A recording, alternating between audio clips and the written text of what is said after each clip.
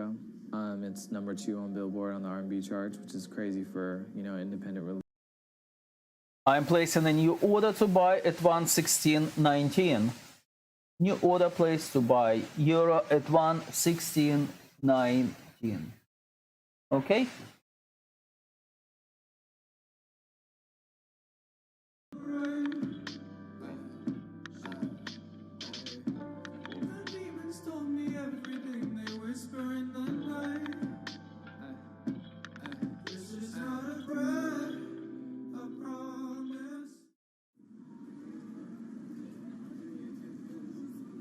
Tonight, Rich Chiga has a show in New York City. Tickets sold out in an hour.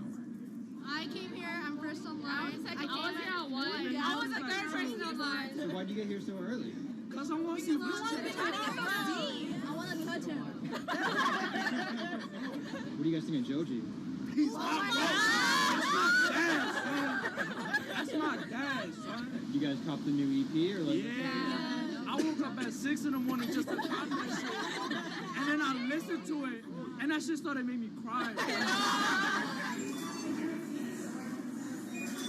This is actually kind of exciting. Every time, this never gets old. Like, you live online and social media, but like, there's nothing like just being with the people.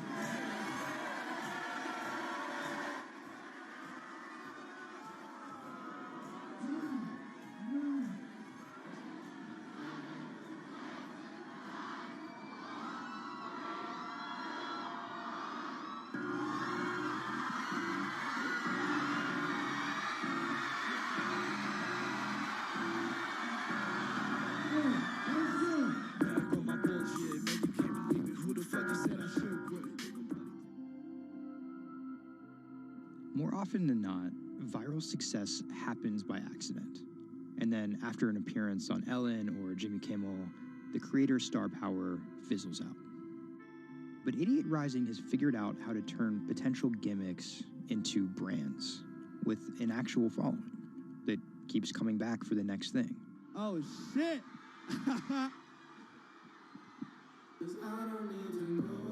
So keep an eye out for Idiot's next move. But more than likely, it won't be covered on network television or terrestrial radio. Although, as they've already proven, nowadays that really doesn't matter.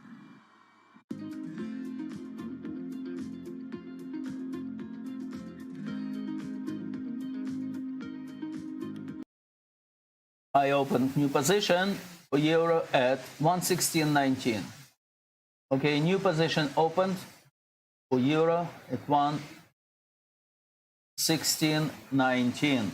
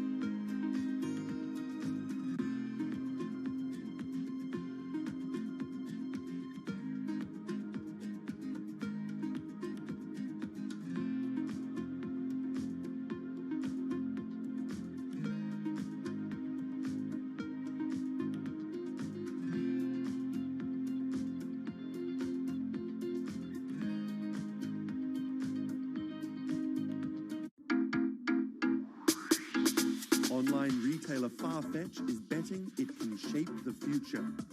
This is its concept store, showcasing the latest in retail tech.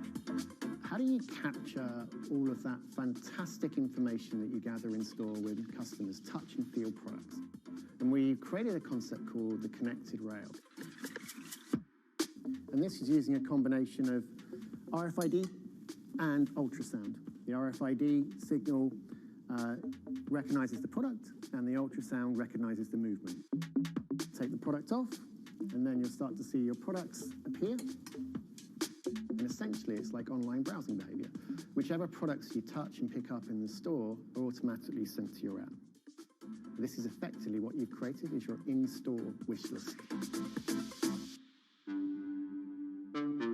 In the middle, you'll see essentially a hologram of the product. What the customer sees, they control the experience on a touch device. What this allows the customer to do is take elements of products and then add their own style to it.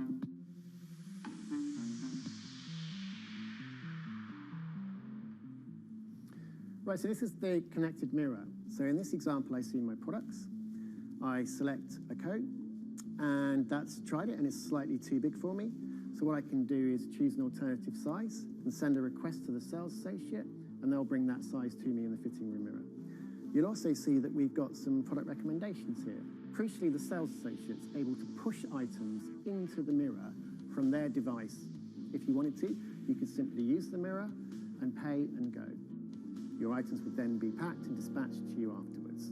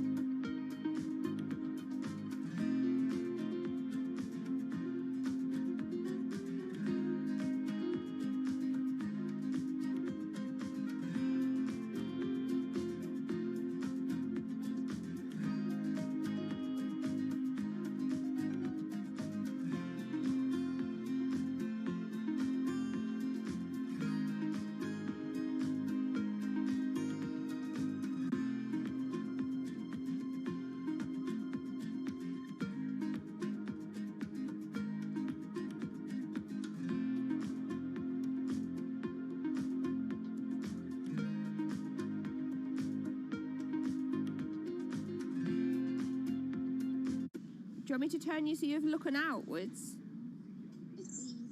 Yes, please. How about there. First time we came out with B, Jade said it feels like I've been released from prison. Do you want these, Mrs.? Definitely. Definitely. Right. And she could say hello to everybody, people she hadn't seen for months. It's It's Jade. Oh, so you can talk to Jade through this. Hi, Katie. She's there. Hi.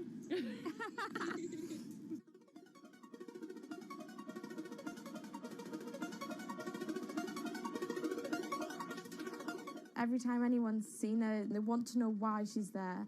And it's kind of the opposite of when you're in a wheelchair and people see you and they kind of go, oh, should I look? I don't know what the right protocol is. When there's a tiny robot with its bright little eyes going around just looking happy everywhere, it really opens you up for conversation. We've got some friends here, look.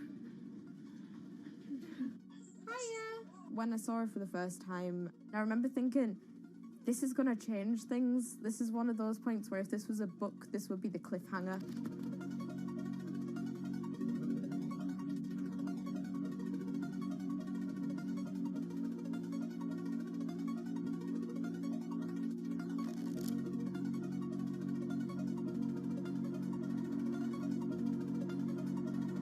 I have a condition called Ehlers-Danlos syndrome, which means that I have a lot of dislocations, there's a lot of pain, and a lot of seizures and whatnot. So I can end up on my own in my room for long periods of time.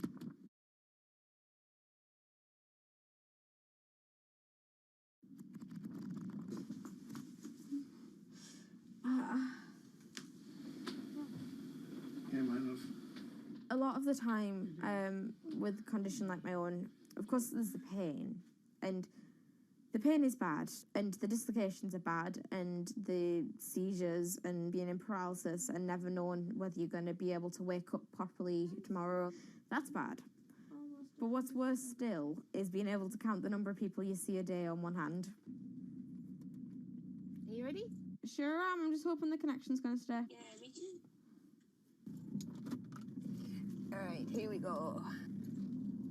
When you're used to just the same little metre by metre and a half window every day, and you've been there for months, being able to just see the sky from somewhere else, or the tops of trees, or a sign, is incredible. Or being able to have that kind of chat in the car that most people would probably take for granted. I'm going to go past Grandma and Grandad so you can give them a wave. Now, if Jade is particularly seizure-y, she can still take part. And that's brilliant, really, because before she would just be left in a bed or in the house with just her carers. It's quite a small world, that. Right, so there's one of them. Here, this costume I'm busy making at the moment. When I'm not on bed rest and I'm not just wearing pyjamas all the time, I enjoy being able to dress as different characters and go to Comic Cons and that kind of thing, because it just lets me show a different side of myself, and it's a bit of fun. If you can't go out that often, you've got to enjoy it when you do. Was that? It's good. It's one of those weird things where I want to not have to use B because I want to be well enough to be able to go to those places myself. Like, it really makes a big difference to me to be able to go into school. But the thing is, with my condition fluctuating all of the time, I can't go into school reliably.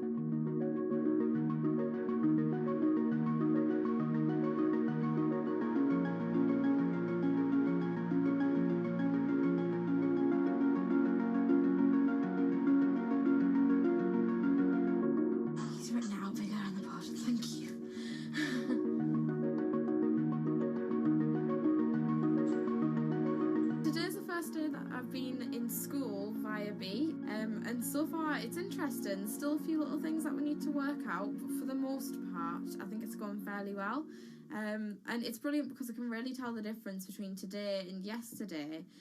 How yesterday I forced myself to go into school when I wasn't very well and I was really tired afterwards and ended up having loads of seizures, whereas today I've been able to do all of the work, I've been able to keep a clear head and not be ill, which means I'm able to be more focused on my schoolwork. So there is my first step of working, is to simplify root 8. The algebra test is next week. now I'm trying to make friendships which I'll be able to maintain with B. Before that, I end up letting people down quite often. B gives me hope, yeah. She's just always there. And if I can't do something, she can. And if I need sort of assistance to be able to make commitments, then she's there, and she means that I feel like a more valuable person because I'm more reliable.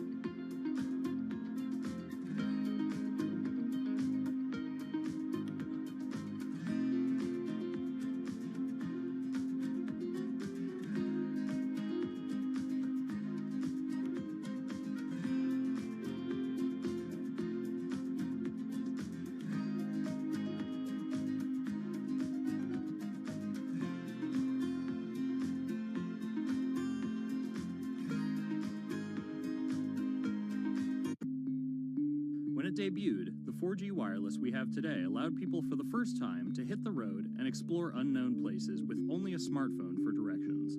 When 5G arrives, it could enable driverless cars to take us there as well. 5G stands for 5th generation mobile networks or wireless systems. It's insanely fast and can accommodate a lot more connected devices. But the reason it's being called revolutionary is because 5G will allow connected devices to speak to each other as well as people. Right now we're living in a world where really it's a one-way experience. That's Bloomberg tech reporter Ian King. The network talks to your phone, you look at your phone and access data, then you send something back to the network. What we're being told about 5G is that really for the first time we're going to see machines communicating with each other over mobile networks in a meaningful way. 5G could end up being 100 times faster than what we have now, with speeds that could reach 20 gigabits per second. In plain English, that means downloading a full-length HD movie in seconds. 5G will also increase total bandwidth, which we will need in order to accommodate the growing Internet of Things. We're talking about the class of devices like internet-connected refrigerators, thermostats, dog collars, but 5G will enable many, many more. Things like your utility network factories where machines are just sat there not connected at all. Suddenly they're all going to be connected. Suddenly we're going to be able to have real-time monitoring. Other things like cars, like utility poles, like your light, the light poles. But perhaps the biggest advance will be a huge reduction in communication lag time, known as latency. A network of driverless cars will need the speed of 5G to ping each other multiple times per second to avoid collisions. Near instantaneous data transfers could allow doctors to perform surgery remotely with a robotic scalpel. So how will all this work? First, you need to improve network density. And that's just a fancy word for saying you put more towers out there. What we're being told is that's not actually the case with 5G. The idea is 5G will not only use the existing mobile spectrum, but also tap into higher frequencies called millimeter waves. Millimeter waves can carry more data, but only travel short distances. This may mean you'll see a lot more of these base stations around town. And the new towers may have as many as 100 antenna ports, compared to about a dozen on 4G cell towers. So when will we get 5G? Getting 5G ready is expected to cost providers $275 billion over 7 years in the US alone. Look for the first 5G service to pop up in big cities sometime in 2019.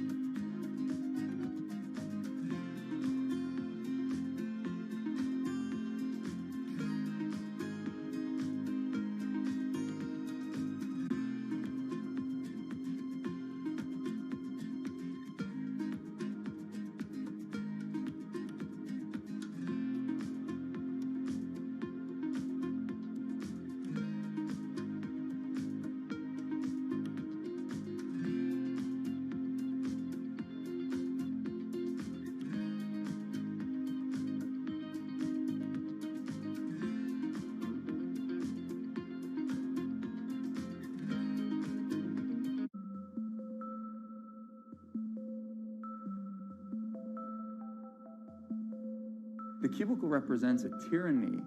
It confines your imagination, your thoughts, into a small physical area. Imagine pretty much every software engineer or finance person being able to, disconnect from their desk and look at holographic monitors on a beach and doing their work from there. That's not going to be science fiction. It's the modern office place. Silicon Valley is all about building the future. A startup called Meta thinks it's getting there first, thanks to a big bet that it's made on augmented reality. How are you? Good, thank you. Welcome to Meta. Thank you.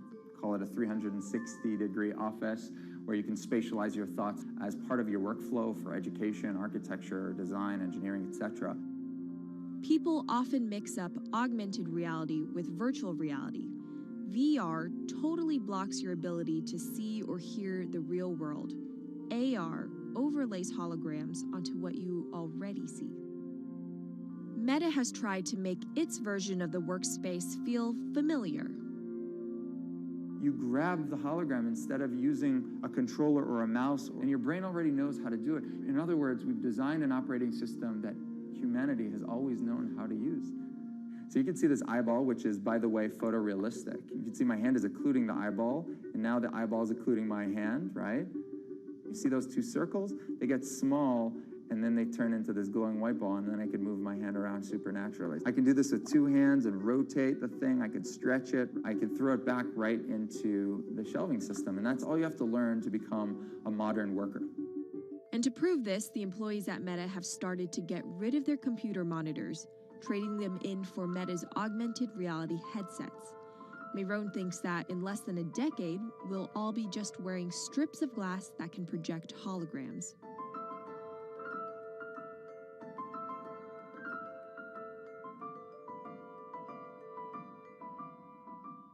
In the early 80s, everybody had computers on their desktop, but no one was using them because they had a lot of work to do. So they were still using typewriters. And at some point, the CEO took all the typewriters away and everybody was forced to use their computers. So it's very exciting to see a new generation of technology, a new paradigm. I consider us like pioneers in the holographic wild. I'm pulling up my browser with my hands and sending out emails to colleagues and just kind of really acclimating to the new environment.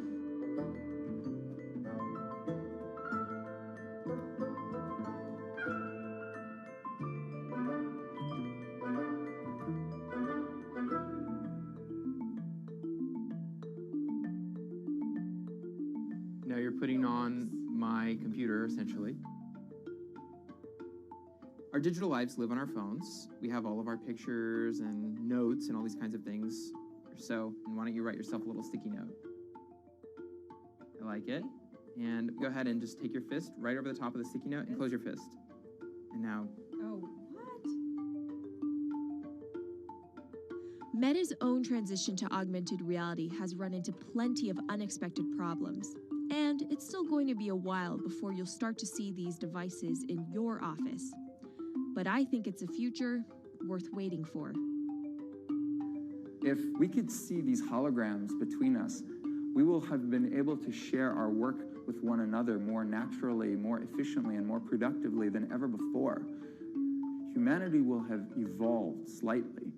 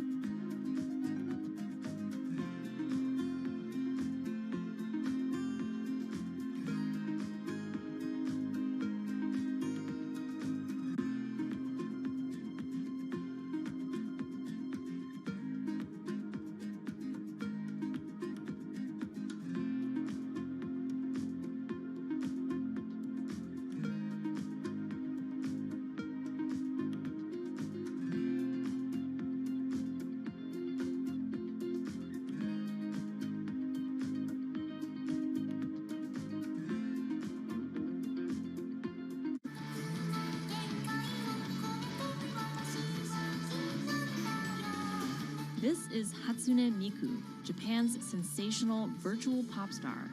She's released over 100,000 songs in multiple languages and performed sold-out concerts around the world. Her image has appeared in games, on TV, in car races, and is even etched on the side of a Japanese space rocket. I came for Hatsune Miku, Carlos. She's Lady Gaga's favorite digital pop star and opened shows for her in the US 3 years ago. Tens of thousands of fans attended her exhibition and live shows near Tokyo recently. 理想のアイドルっていうとどの曲でもミクはすごい綺麗に歌ってくれる。他没有缺点啊，没有任何让我们感到不開心的一些新聞。She's everything to everybody. That's probably why she's so popular. Miku's creator Hiroyuki Ito and his Sapporo-based company have been developing the virtual diva for over 10 years. 初音ミクとはキャラクターとしてすごくYouTube とかで検索するとたくさんの初音ミク出てくるんですけども、元々の初音ミクのその原点は歌声を合成するソフトウェアなんです。Both the software and character are named Hatsune Miku, meaning the first sound of the future. Originally based on Yamaha's Vocaloid technology, Miku the software has a sound bank containing voice samples and a huge array of tools. You input the melody and lyrics, then Miku the character sings them.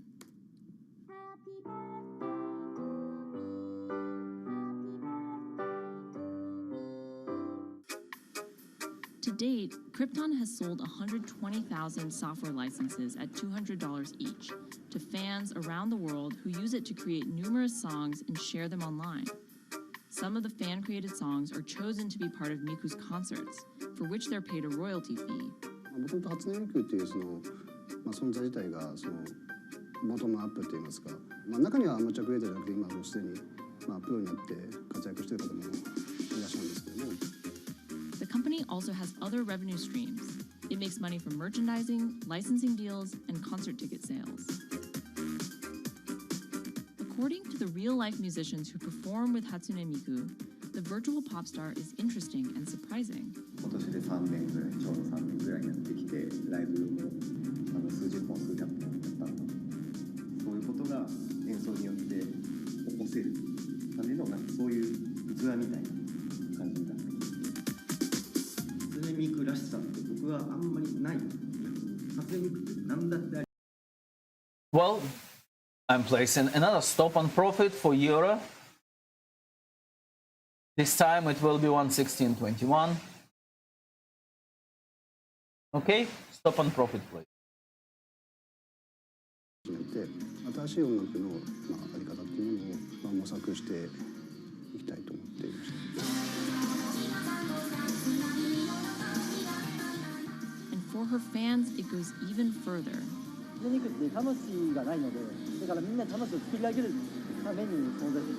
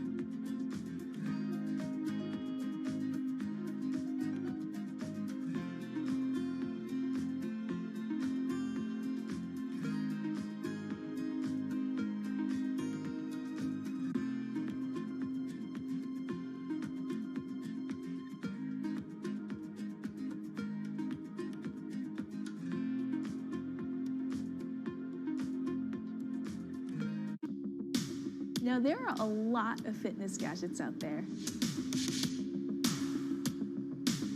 In my quest to get fit, I tested 17 of them over the last few months. At least one personal trainer I know was a little bit skeptical. Yeah, I've been watching these new technologies come to the market for almost as long as I've been a personal trainer. They're just tricks and tropes. They're not much different than the Bowflex machines or, to be honest, the original Jane Fonda workout video. But some of these gadgets that are just coming to the market do so much more than what they used to do, just tracking your activities. Out of all of them, this chest strap was my favorite. It comes with a robot coach that points to the future, one where you might not need a human trainer at all. And it works like this. You wear the chest strap so that it can read your heart rate, and that connects to Move's free app that talks to you. Welcome to Move Heart Rate Hit Outdoor Running. Let's get moving and warm up in Zone 2. Move's computerized coach tells you what to do at that exact moment, whether you're running outside or you're doing body weight exercises indoors. Swing your arms faster to get your legs moving quicker. Let's crush this round. And by reading your heart rate, she knows exactly how hard you're working. She keeps you honest. Way to go, you are in the target zone. Keep pushing, you're almost at the end of the round. Don't give up. I've been running for 7 years now, and my biggest problem is that I never push myself hard enough. I end up going on the same slow, comfortable 30-minute jog, but the Move HR Burn blasted me out of that rut. By the end of these half-hour exercises, I was drenched in sweat in a way that I never am when I work out alone. Training with a real person is great, whether that's your group instructor or your coach or your personal trainer, but humans, they're expensive. For the rest of us, this $60 gadget is all you need.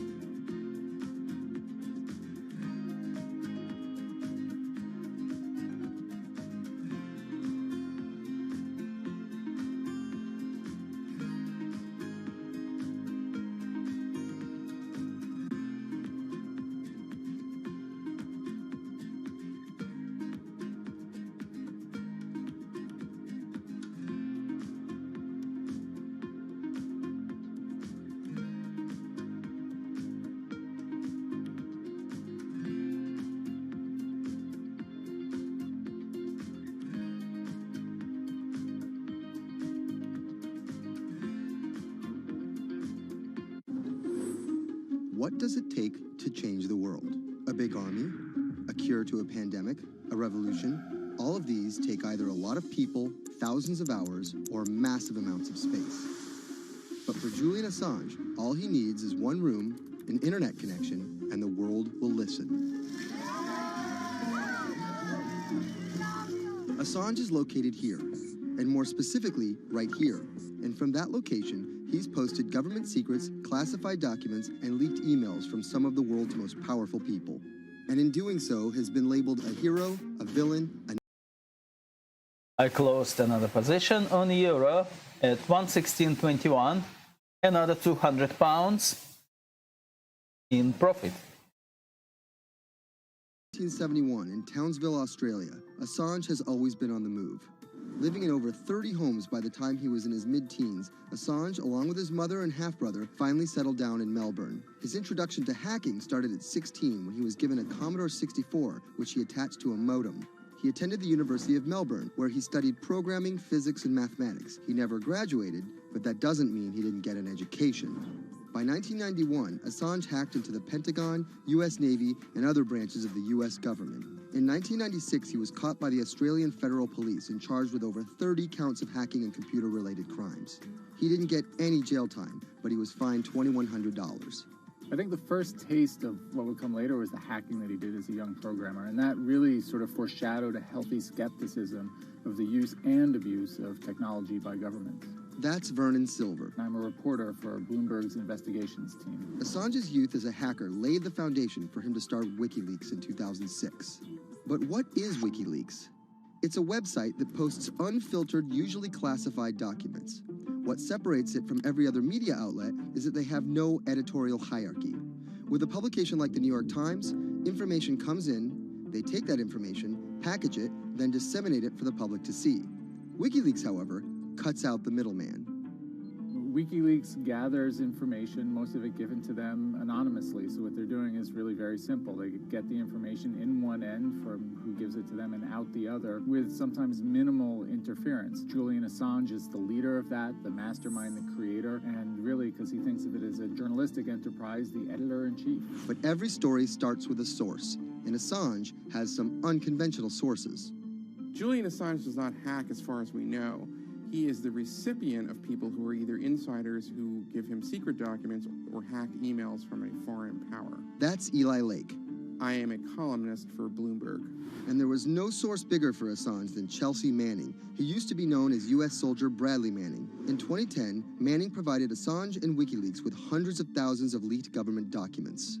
WikiLeaks quietly began releasing the documents in February of 2010, then made big